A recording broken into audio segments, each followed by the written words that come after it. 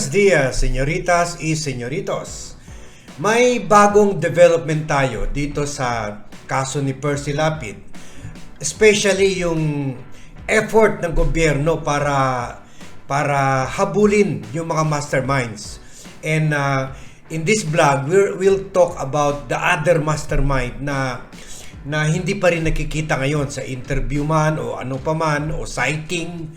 At ito ay si Ricardo Zulueta na assistant ni Gerald Bantag na who was also charged dyan sa DOJ Prosecutor's Office for the killing of broadcaster and blogger, the late Percy Lapid, and also June Villamor, yung middleman po.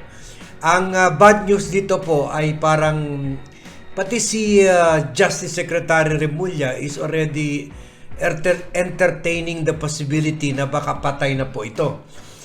Pero po, ang good news lang is, sinabi naman ni Boying na kahit sabihin natin na patay na nga ito si Zulueta, na malaki rin sana kung turn around siya and turn state witness, malaking bonus sana, ang gamit ng word niya, bonus sa gobyerno, lalo na to tighten the case against Gerald Bantag. Pero kahit hindi pa mangyari yun, malakas pa rin po yung kaso. So pakinggan na po natin from Secretary Remulla himself dito sa interview niya sa The Source sa CNN Philippines. And thank you CNN Philippines for this footage. At pakinggan po natin and then we will comment about this. Is accused of being the mastermind behind the killing of radio broadcaster Percy Lapid. Let's go straight to the source of the story. We have Justice Secretary Boying Remulla. Secretary Remulla, welcome back to the source. Maraming salamat po sa inyong oras. Good morning, Pinky, and good morning to everybody. So, sir, there's a lot to talk about. No, I would love if we'd be able to cover all topics. Una po yung subpoena for General Bantag. This was received yesterday by his lawyer, Attorney Balisong. That was actually received 2 days before the preliminary hearing, which is set tomorrow, November 23. And my understanding is they have 10 days to file their counter affidavit. Of course, according to the DOJ, naibigay po ito dun sa kanyang last known address sa Caloocan way back.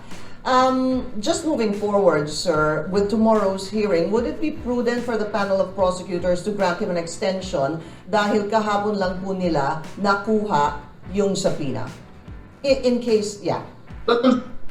Yes, Pinky, that will be up to the prosecutors. I think that usually we grant these motions. These motions are usually granted by the prosecution.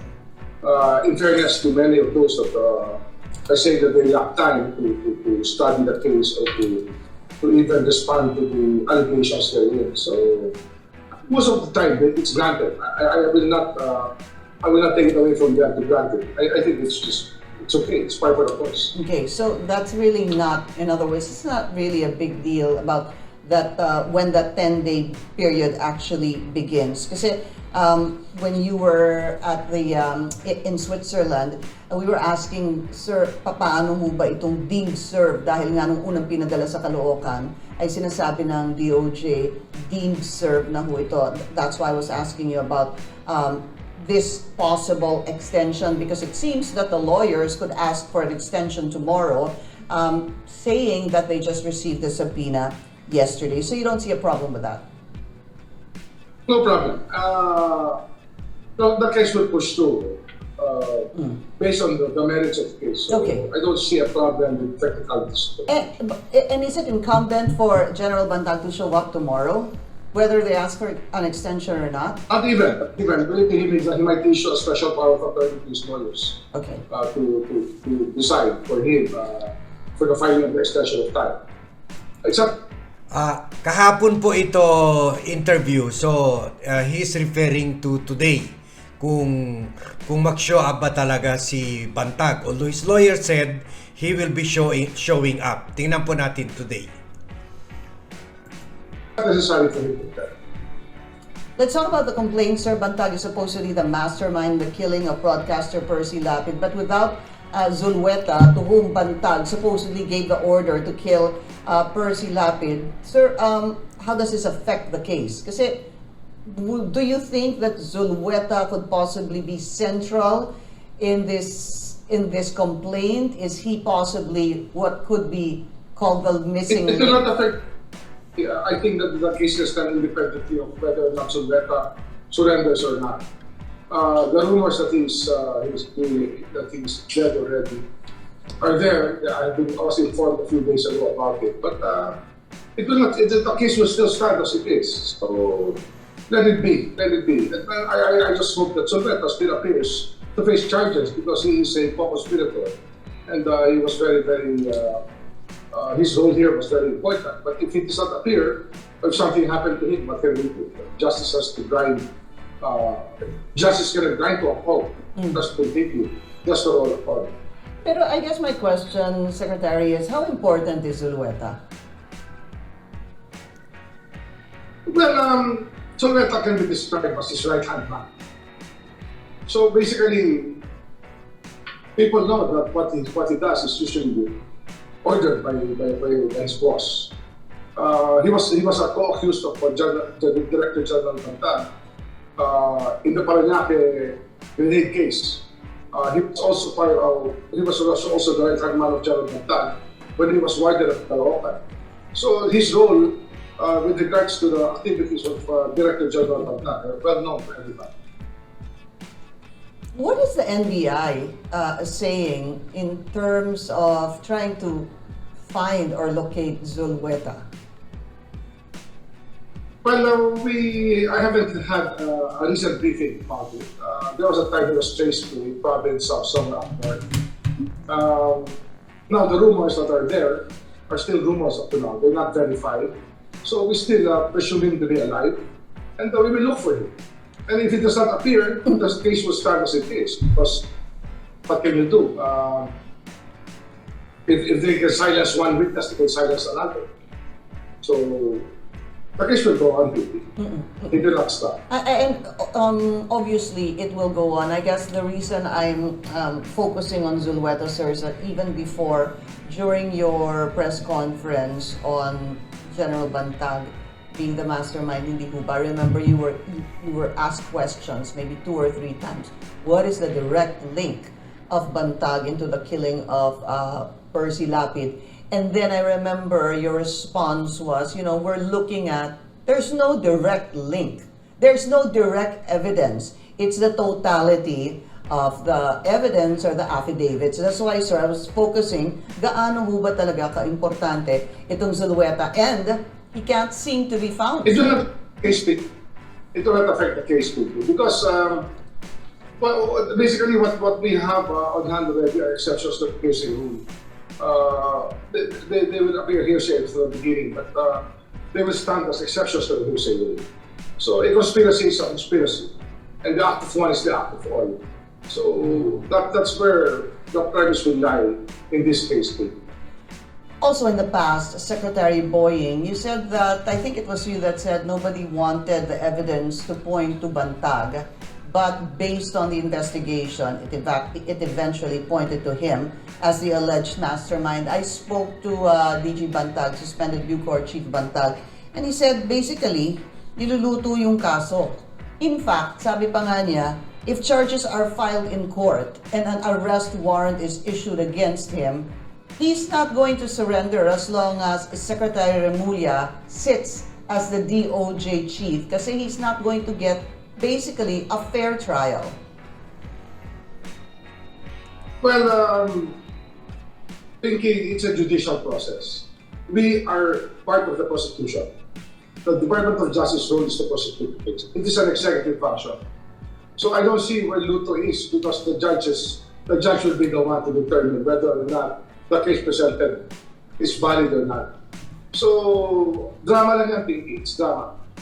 Face the music. He has to face the music because that's what criminal cases are all about. When you are made to account for what you did. That's it, thinking. I don't see any merit in what he's saying. Paano?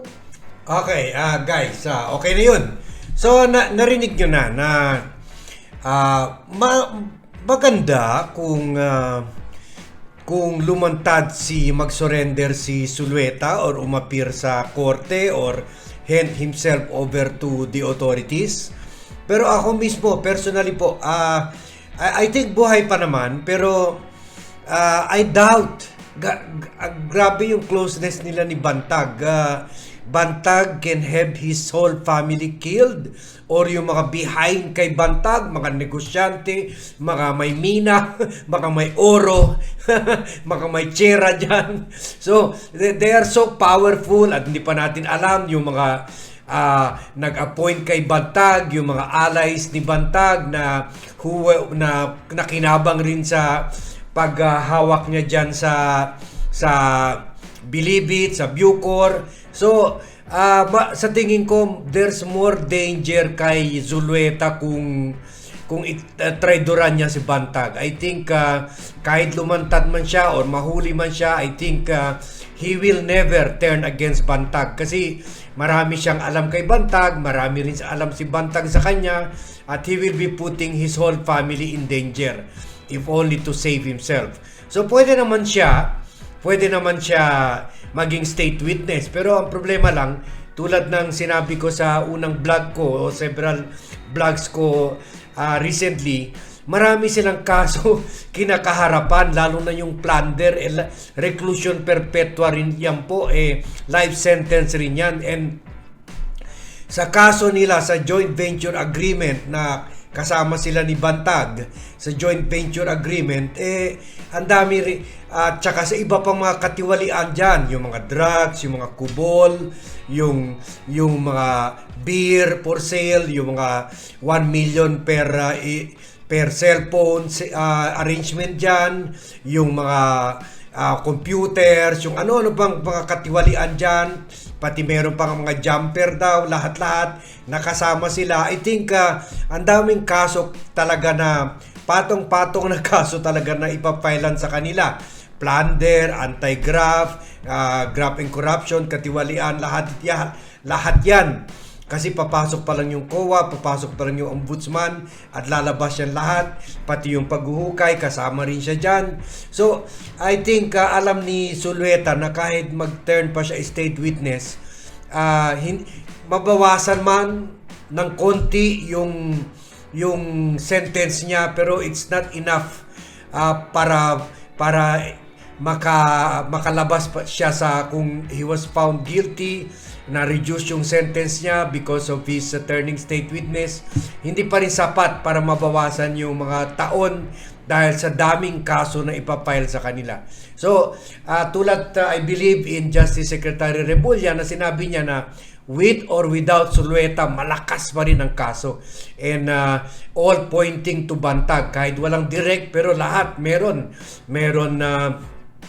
witnesses na mga 10 inmates, meron yung text sa kapatid, na meron yung version ng mga inmates na si Tanda, meron yung